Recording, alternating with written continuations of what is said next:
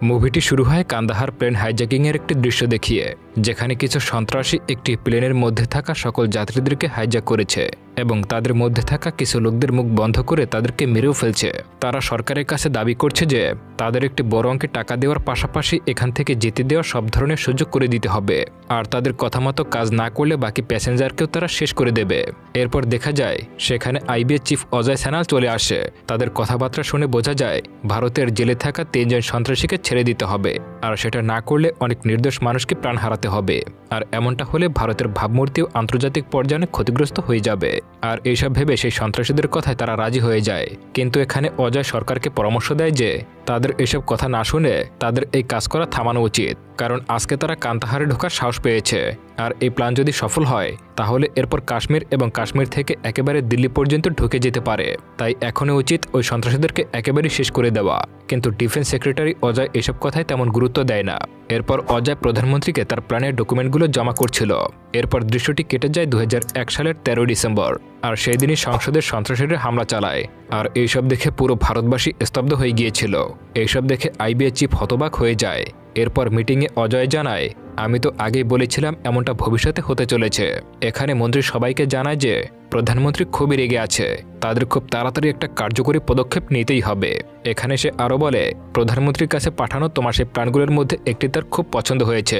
সে আরও বলে, যদি অপারেশন ধুরন্ধর করা হয় তাহলে হয়তো সফল হওয়ার সম্ভাবনা রয়েছে। এটা শুনে অজয় একটা মুচকি হাসি দেয় আর জানায় অবশ্যই অপারেশন ধুরন্ধর সফল হবে। এরপর এই মুভির মূল চরিত্র রণবীর সিংকে দেখা যায়, তবে এই মুভিতে তার নাম হলো হামজা আলী। সে আফগানিস্তান বর্ডার পেরিয়ে পাকিস্তানে যাচ্ছে। পাকিস্তানে পৌঁছে সেখান থেকে করাচি আর তারপর সেখান থেকে সোজা লাহোরে চলে আসে। সেখানে গিয়ে হাঁটতে হাঁটতে সে একটা ছোট্ট দোকানের সামনে গিয়ে পৌঁছায়। এই সেই জায়গা যেখানে কোড নাম ব্যবহার করে জিনিসপত্র কেনাবেচা হতো। এখানে এসে হামজা আলী দোকানদারকে তার কোড নাম বললেও দোকানদার তার কোনো কথায় গুরুত্ব দেয় না। তাই সে কোনো উপায় না পেয়ে সেই দোকানদারের সামনে শুয়ে পড়ে। এরই মধ্যে সেখান থেকে যাওয়া কিছু গুন্ডা এসে তার জিনিসপত্রগুলো কেড়ে নেওয়ার চেষ্টা করে। এইসব দেখে সেই দোকানের মালিক সামনে চলে আসে। এতে হামজা আলী ওই গুন্ডাদেরকে আর কিছুই বলে না, আর ওই গুন্ডারাও তাকে ভীষণ মারধর করতে শুরু করে দেয়। এরপর সেদিকে পুলিশ আসলে পুলিশের গাড়ির আওয়াজ পেয়ে গুন্ডাগুলো হামজা আলীকে ছেড়ে সেখান থেকে পালিয়ে যায়। এরপর হামজা আলী সেখানে চুপচাপ শুয়ে পড়ে। পরদিন সকাল হলে সেই দোকানের মালিক হামজাকে তার দোকানের খাবার খেতে দেয় এবং দোকানের কাজে রেখে দেয়, কারণ দোকানদার বুঝে গিয়েছিল যে হামজা হলো তাদেরই লোক। হামজাও তার মতোই ভারতের গুপ্তচর হয়ে কাজ করতে এখানে এসেছে। এমনি করে 1 বছর কেটে যায়, আর এতদিনে হামজাও এসে প্রায় সবকিছু চিনতে শুরু করে দেয়। সে জানতে পারে আসলে এই এলাকা বালুচ এবং পাঠানের নিয়ন্ত্রণে থাকে। আর সে আরও জানতে পারে যে তাদের মধ্যে রহমান ডাকাতের এলাকা সব থেকে বড়, আর বাকি জায়গাগুলো বালুচরা নিজেদের গ্যাং দিয়ে দখল করে রেখেছে। আর এবার হামজা আলীকে মানে সব থেকে বড় রহমান ডাকাতের দলে ঢুকতে হবে। এরপর রহমান ডাকাতের বিষয়ে খোঁজ লাগালে সে আরও জানতে পারে এই রহমান ডাকাত যখন জানতে পেরেছিল যে তার মা অন্য কারোর সঙ্গে অ্যাফেয়ার করেছে, সে অল্প বয়সে নিজের মাকে খুন করেছিল। এর মানে রহমান ডাকাত কোনো সাধারণ মানুষ ছিল না, সে কিছুটা সাইকো টাইপের মানুষ। আর তার মায়ের সম্পর্কে ছিল সেই বালুচের নেতা পাপ্পু বালুচের সঙ্গে, যার শরীরের অর্ধেকটা পক্ষাঘাতে আক্রান্ত ছিল। এরপর রাতের বেলা সেই দোকানে একজন ছেলে আসে, আর সে এখন পাপ্পু বালুচের দলে কাজ করে। সে ওখানে বসে বলতে থাকে যে তারা প্ল্যান করেছে যে পরদিন অনুষ্ঠানে তারা রহমান ডাকাতের ছেলেকে শেষ করে দিবে, আর একবার কোনোভাবে যদি হামজা তাকে বাঁচিয়ে নিতে পারে তাহলে সে রহমানের নজরে চলে আসবে, আর রহমান তখন নিজের ইচ্ছায় তাকে দলে অন্তর্ভুক্ত করে নেবে। আর এর মধ্য দিয়ে তুমি খুব সহজেই দলে ঢুকতে পারবে। তবে সেই সময় ওখানে খুবই গোলাগুলি হবে, আর তাতে তোমার কিছু হয়েও যেতে পারে। তবে এখানে হামজা এই কথা রাজি হয়ে যায়। এরপর পরের দিন রাতের বেলা রহমানের 2 ছেলে সেখানে আসে, আর হামজাও সেই অনুষ্ঠানে অতিথিদের জন্য জুস পরিবেশন করছিল। এরই মধ্যে হঠাৎ করে সেখানে পাপ্পু বালুচের লোকেরা এসে গুলি শুরু করে দেয়। এরপর হামজা রহমানের বড় ছেলেকে বাঁচাতে গেলে তারা তাকে বাঁচাতে পারে না, সে সেখানেই মারা যায়। কিন্তু হামজা রহমানের ছোট ছেলেকে বাঁচিয়ে নেয়। আর এখানে হামজা অভিনয় করতে থাকে যে সে রহমানের ছেলেকে বাঁচানোর জন্য প্রাণপণ চেষ্টা করেছে, আর সে রহমানের বড় ছেলেকে হাসপাতালও নিয়ে যায়।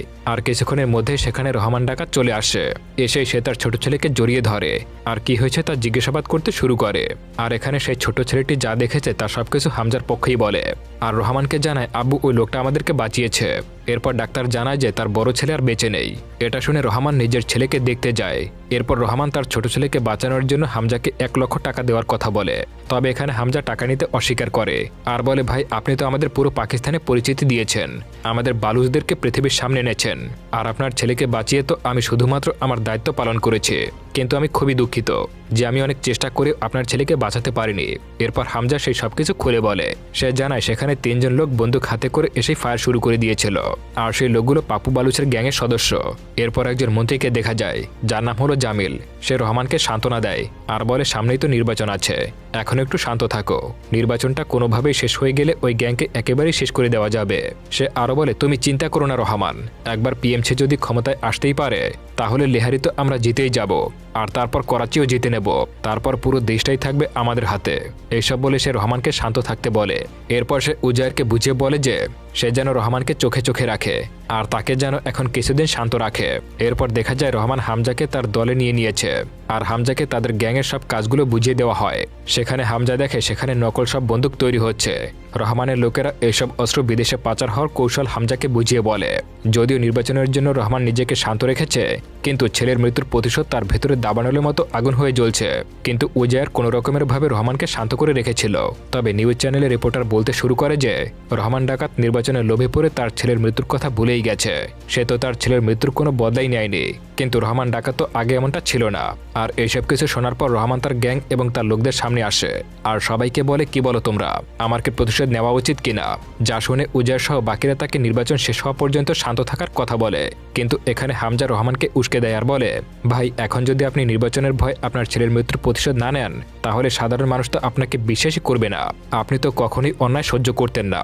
হামজার এমন সব কথা শুনে রহমান এবার প্রতিশোধ নেওয়ার জন্য মরিয়া হয়ে ওঠে। সে এবার ঠিক করে নেয়, যাই হোক না কেন এবার তার ছেলের মৃত্যুর বদলা সে নিয়েই ছাড়বে। এরপর হামজা আর বাকিদেরকে নিয়ে পাপ্পু বালুচের পুরো গ্যাংটাই শেষ করে ফেলে।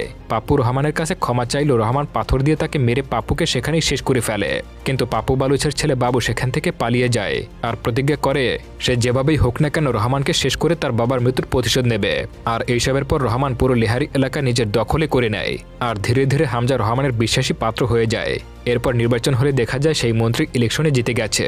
এরপর রহমান সেখানে আসলে সেখানে থাকা সবাই চিৎকার করে রহমানের জন্য জায়গা করে দেয়। এইসব দেখে মন্ত্রী বুঝে গিয়েছিল যে রহমান কোনোভাবে রাজনীতিতে ঢুকে পড়লে সে তাকেও ছাড়িয়ে যাবে। আর এইসব ভেবে সে সবসময় রহমানকে নিজের অস্ত্র হিসেবে ব্যবহার করত আর সবার সামনে রহমানকে জড়িয়ে ধরে নিজেকে ভালো মানুষ হিসেবে সাধারণ জনতাকে দেখানোর চেষ্টা করে। এদিকে নির্বাচনের সময় হামজার পরিচয় হয় সেখানে থাকা সুন্দরী হামিসার সঙ্গে। হামজা হামিসা আর তার মার কথাবার্তা শুনে ফেলে। হামজা জানতে পারে হামিসা ডাক্তার হতে চাইছিল আর তার মা তাকে এসব করতে দিতে চাইছিল না। আর এই হামিসা হলো মন্ত্রী জামিলের মেয়ে।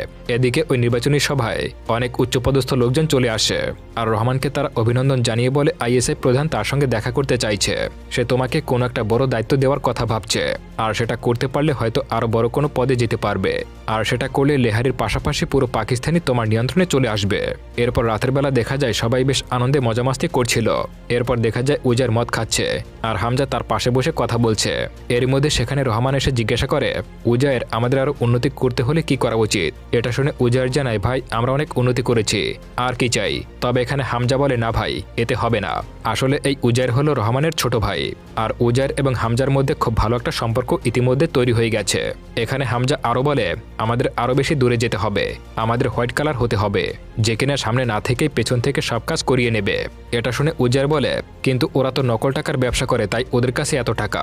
যদিও আমরাও এটা করি, কিন্তু ওরা পুরো পাকিস্তানের পাশাপাশি এমন ব্যবসা শুরু করেছে যে সেই নকল টাকা এখন ভারতেও পাচার হচ্ছে। কিন্তু ওরা পুরোপুরি পাকিস্তানের পাশাপাশি অন্যান্য দেশেও এই ব্যবসা শুরু করেছে, যেটা এখন ভারতেও পাচার হচ্ছে। আর ভারতের 500 টাকার নকল নোট করাচি পোর্ট হয়ে নানা পথ ঘুরে উত্তরপ্রদেশের সীমান্তে পৌঁছে যায়। উজায়ের আরও বলে, এদের কাছে 1000 আর 500 টাকার নোট ছাপার প্লেট রয়েছে।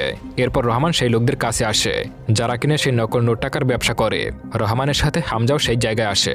সেখানে রহমানের সাথে আইএসআই চিফ মেজর ইকবালের সঙ্গে পরিচয় হয়। সেখানে ইকবালের সাথে আরও অনেক বিদেশি মোস্ট ওয়ান্টেড ক্রিমিনালও থাকে আর তাদের সাথে রহমানের একটা ডিল হয়। তারা রহমানকে জানায় যে তারা যত টাকা চায় তা দেওয়া হবে, কিন্তু রহমানকে তাদের একেবারে আসল অস্ত্র সরবরাহ করতে হবে।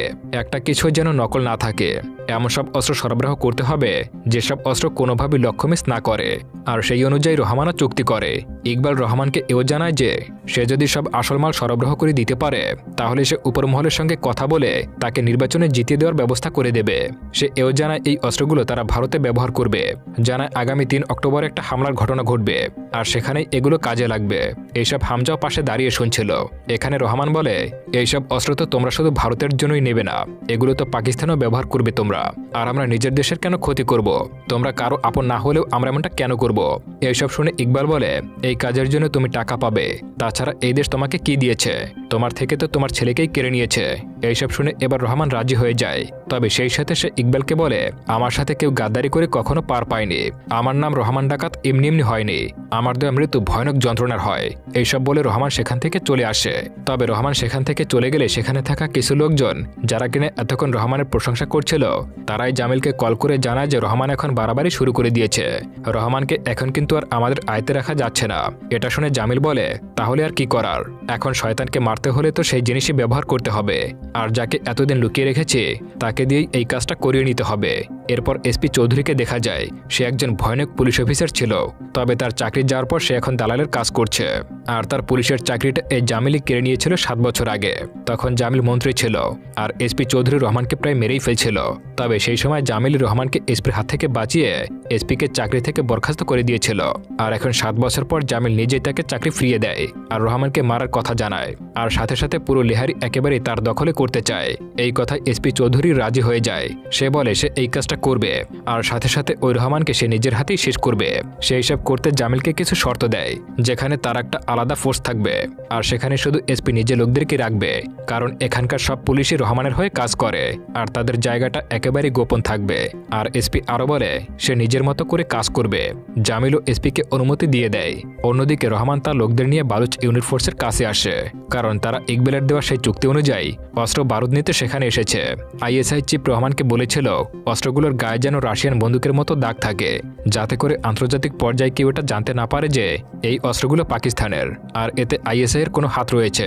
এরপর সব অস্ত্রগুলো হাতে পেয়ে রহমান সহ বাকিরা অনেকেই খুশি হয়ে যায়, আর এখন তাদের এই চুক্তিটাও তাহলে সম্পন্ন হবে। অন্যদিকে অজয়ের কাছে 500 এবং 1000 টাকার নকল নোটের খবর চলে যায়। এরপর তদন্তে জানতে পারে ভারত আর পাকিস্তানের জন্য ল্যান্ডওভার একটা কোম্পানি এই টাকার প্লেটগুলো বানায়, আর মন্ত্রী প্লেনে সমস্যার অজুহাত দেখিয়ে দুবাইতে 2 ঘন্টা নেমেছিল, আর সেই সময়ের মধ্যে চুক্তিটা করেছে। আর এই সবকিছু এজেন্সিগুলো খুঁজে বের করে অজয়কে বিস্তারিত বলে। এসব জেনে অজয় বলে, যদিও এখন আমরা ওই ক্রিমিনালকে ধরতে পারবো না, কিন্তু সময় তো আমাদেরও আসবে, আর আমাদের নিজেদের দেশের লোকেরাই প্রথমে আমাদের জন্য বিপদ ডেকে আনে, তার উপরে পাকিস্তান তো রয়েছেই। এদিকে হামিসার সঙ্গে হামজার একটা প্রেমের সম্পর্ক জড়িয়ে যায়। যদিও প্রথমে হামজা তার প্রাণের কারণে হামিসাকে কাজে লাগাচ্ছিল, যাতে সে জামিল যা যা করে সেই সব তথ্য জানতে পারে, কিন্তু ধীরে ধীরে হামজা সত্যি সত্যি তাকে ভালোবেসে ফেলে। আর এবার হামজা হামিসাকে জানায় যে এসপি চৌধুরী তাদের জন্য বিপদ ডেকে আনতে পারে, তাই সে তাদের বাড়ি আসলে তার উপরে নজর রেখো। হামজার কথা মতো হামিসা সেই থেকে তার বাবা আর এসপির উপরে নজরদারি করছিল। এদিকে জামিল রহমানকে মারার জন্য প্ল্যান বানায় এসপি চৌধুরী আর বাবু বালুচকে সাথে নিয়ে। জামিলই সব প্ল্যান তাদেরকে বুঝিয়ে দেয়, আর এই সব কিছু দূর থেকে হামিসা ভিডিও করে ফেলে। আর এখানে পাপু বালুচের ছেলে বাবু বালুচ বলে তার ওই রহমানের মাথা চাই, আর তারপরে এই পুরো লেহারি। জামিলও তার কথায় রাজি হয়ে যায়। এরপর প্ল্যান মতো রহমানের কাজের লোকে টাকার প্রলোভন দেখিয়ে রহমানের ছেলের খাবারে কিছু মিশিয়ে দেয়, আর তাকে যখন হাসপাতালে নিয়ে যাওয়া হবে তখন রহমানকে যেতে হবে। এতে করে অস্ত্র ডেলিভারি দিতে যাওয়ার জন্য তার ভাই উজার রহমানকে একা ছাড়তে বাধ্য হবে, আর সেই সুযোগটাকে কাজে লাগিয়ে তারা রহমানকে শেষ করতে পারবে। সেই মতো হামজা আর উজার অস্ত্র বারুদ নিয়ে ইকবালের কাছে চলে যায়। ইকবাল নিজের অস্ত্র পেয়ে খুব খুশি হয়ে যায়, আর চুক্তির সব টাকা তাদেরকে দিয়ে দেয়। অন্যদিকে এসপি রহমানকে ধরে ফেলে আর তার স্ত্রী এবং ছেলেকে ছেড়ে দেয়। এরপর সেখানে থাকা রহমানের লোকদেরকে মারতে শুরু করে। এরপর রহমানকে নিয়ে এসপি একটা নির্জন জায়গায় চলে আসে আর তাকে মারধর করতে শুরু করে। এদিকে ভাইয়ের এমন অবস্থার কথা জানতে পেরে উজার জামিলকে ফোন করে সবটা জানায়। তখন জামিল উজারকে জানায় যে চিন্তার কোনো কিছুই নেই, সে যে করে হোক না কেন রহমানকে ছাড়িয়ে আনবে। কিন্তু উজার তো আর জানতো না এইসব কিছু আসলে জামিলের ষড়যন্ত্র। অন্যদিকে হামিসা হামজাকে একটা ভিডিও ফুটেজ পাঠায় আর কল করে জানায় তোমার কথা মতো আমি নজর রেখেছি, আর সেই সাথে ভিডিও করে রেখেছি। ভিডিওতে হামজা দেখতে পায় সেখানে জামিল, এসপি আর বাবুর গোপন ষড়যন্ত্র। এইসব দেখে হামজা হামিসাকে বলে তুমি দ্রুত কাউকে না জানিয়ে আমার বাড়িতে চলে যাও, আর আমি না আসা পর্যন্ত দরজা লক করে রাখো, আর তোমার ফোনটা বন্ধ করে রেখো। এরপর হামজা জামিলকে সেই ভিডিওটা পাঠায় আর তাকে হুমকি দিয়ে বলে যদি রহমানের কিছু হয়ে যায় তাহলে ভিডিওটা পাবলিশ করে দেবে, আর সাথে সাথে তোমার মেয়েকেও আর দেখতে পাবে না।